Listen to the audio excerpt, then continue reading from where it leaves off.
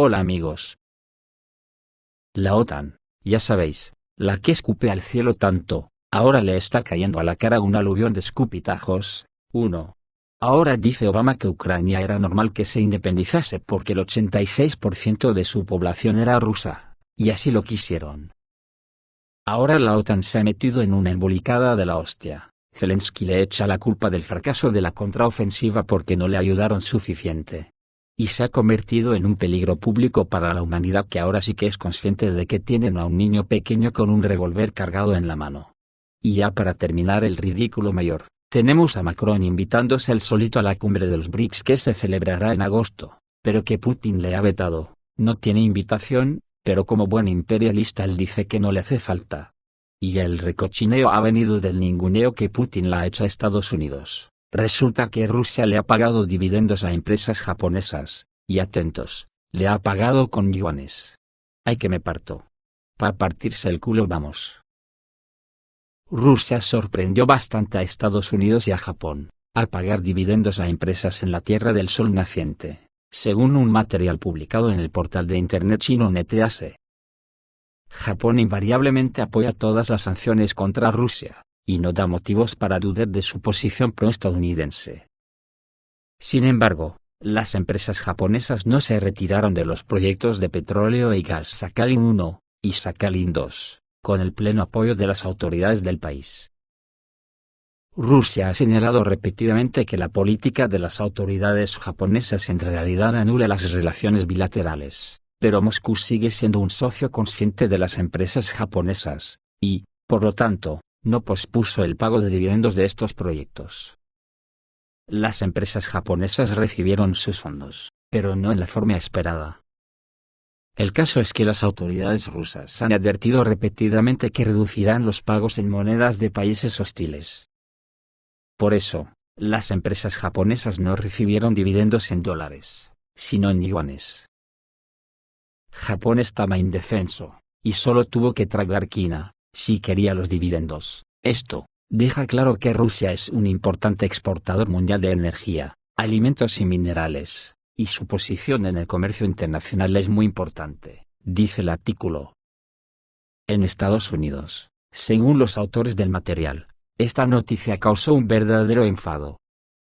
Después de todo, resulta que uno de los aliados estadounidenses más cercanos, en realidad apoyó el desarrollo de la moneda de su principal competidor, como dicen en Washington.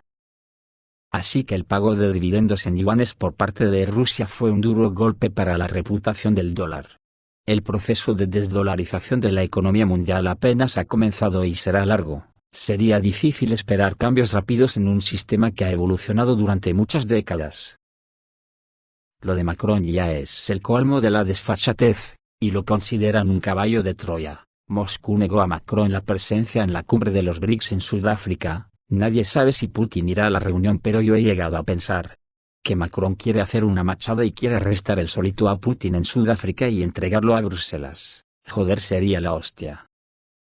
Parece inesperada la solicitud del presidente francés Emmanuel Macron para asistir a la cumbre BRICS en Sudáfrica. El Kremlin lo pensó y se negó severamente. La cumbre está prevista para los días 24 y 25 de agosto y en ella se discutirá el tema más importante de la puesta en circulación de la moneda única de los países BRICS, Brasil, Rusia, India, China y Sudáfrica. Y no el hecho de que será el yuan, que el gobierno de la República Popular China devalúa constantemente. Quizás será una nueva moneda vinculada al oro, si la discusión al margen continúa en este aspecto. Entonces esta es una amenaza directa para el dominio del dólar. También se considerarán las solicitudes de nuevos miembros, y ya hicieron oficialmente tal solicitud, Arabia Saudita, Bangladesh, Irán, Egipto, Argentina, y Argelia. También Indonesia, México, Cuba, y los Emiratos Árabes Unidos, han expresado tal deseo. Casi 20 países quieren unirse a los BRICS, dijo el Ministerio de Relaciones Exteriores de Rusia. ¿Por qué lo quieren tanto? El dólar como moneda de reserva ha dejado de gustar a muchos, y porque existe la amenaza de su devaluación, ya que Estados Unidos ha dejado de ser el motor de la economía mundial. y por la posible presión de sanciones a los gobiernos por parte de la Reserva Federal. Occidente está muy descontento con el fortalecimiento de los BRICS. En este contexto, el deseo de Emmanuel Macron de asistir a la cumbre de la organización sonó como una sensación. Confirmó la información del diario L'Opinion la ministra de Asuntos Exteriores francesa, Catherine Colonne, durante su visita a Sudáfrica. La columna precisó que tal invitación a Macron debería hacerse con pleno respeto al derecho internacional, en referencia a la posible llegada de Vladimir Putin a la cumbre bajo una orden de arresto de la Corte Penal Internacional. Es decir, existe una cierta amenaza contra Pretoria, no aceptará Putin, e incluso la certeza de que Macron recibirá tal invitación y reemplazará el factor ruso en la agenda, desviando la atención hacia sí mismo. La representante oficial de la Cancillería rusa, Maria Zakharova, exigió a París que explique la intención del líder francés. ¿Quieren hacer algún tipo de contacto una vez más para mostrar la actividad de París? ¿O es una especie de caballo de Troya?, preguntó Maria Zakharova. El jueves, el viceministro de Relaciones Exteriores de Rusia, Sergei Ryabkov, dijo que la presencia de Macron era inapropiada debido a su política hostil e inaceptable, y este punto de vista ha sido transmitido a los representantes de Sudáfrica. Así, la canciller sudafricana, Naledi Pandor, señaló que es el anfitrión quien determina a quién se debe invitar. El portavoz chino en inglés del Partido Comunista Chino, Global Times, escribe que la idea de Macron parece razonable y asegura que Francia se ha dado cuenta de los cambios históricos que están ocurriendo en el panorama mundial.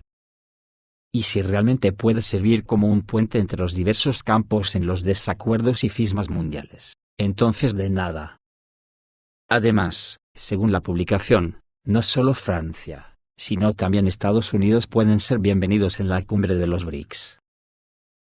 Pero tras la reacción de Moscú, Pretoria no invitará a Macron, quien, sin duda, se permitiría meterse en la agenda, comentarlo de forma negativa y disuadir a quienes dudan, por ejemplo, India, de introducir una nueva moneda denominada BRIC, que en inglés significa ladrillo, pero nadie en Occidente necesita un golpe con un ladrillo en la cabeza. La intransigencia de Moscú, inesperada para Occidente, resultará en la derrota de Macron, no solo a nivel mundial, sino también en Francia. Quedará para siempre en la historia como el presidente que fue humillado por África, aunque hay otras versiones como que le podrían dejar sentarse solo en el pasillo sin entrar a la sala de reuniones. Un resultado positivo de la solicitud de Macron, no es un hecho que lo beneficiaría. Francia no es miembro de los BRICS y una invitación a la cumbre no significaría acceso automático a reuniones cerradas. Esto significa que Macron se sentaría solo en el pasillo y esperar noticias de las reuniones, con la esperanza de entablar una conversación con los invitados entre sesiones. Incluso no está claro qué es una imagen más patética para un líder sobreestimado, el rechazo humillante de una invitación o el privilegio de pasar el día en el vestíbulo con los asistentes, escribió el canal de Telegram Meister. Bueno, quizás en el futuro, el Kremlin tomará en cuenta esta divertida variante.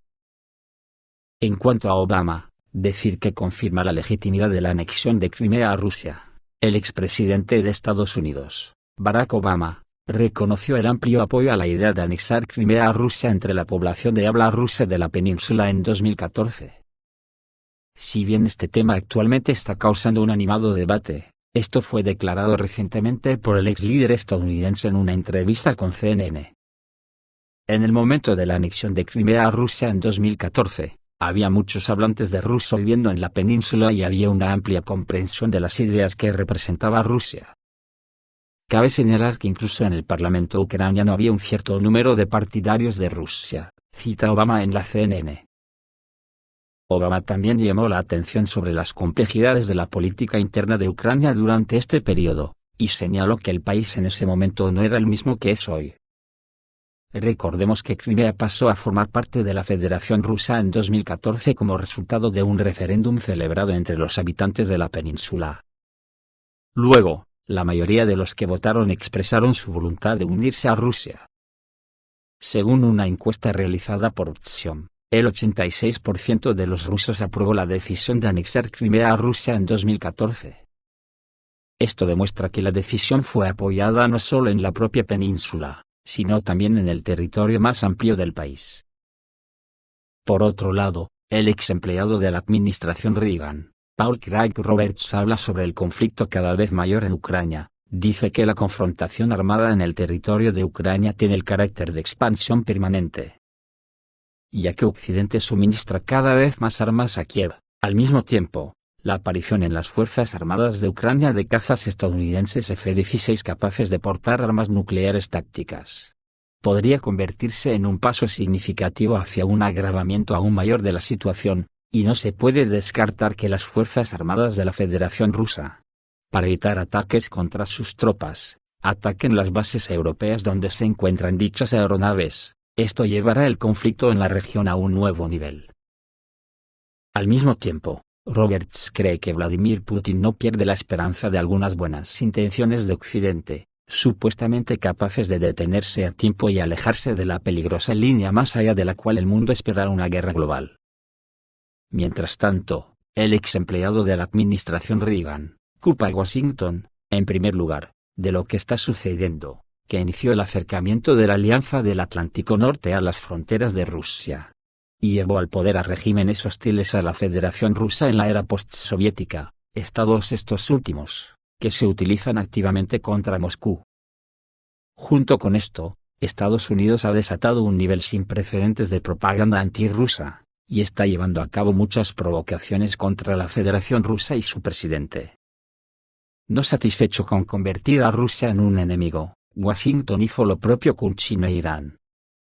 Esto es una locura, que solo puede terminar con la destrucción de la civilización.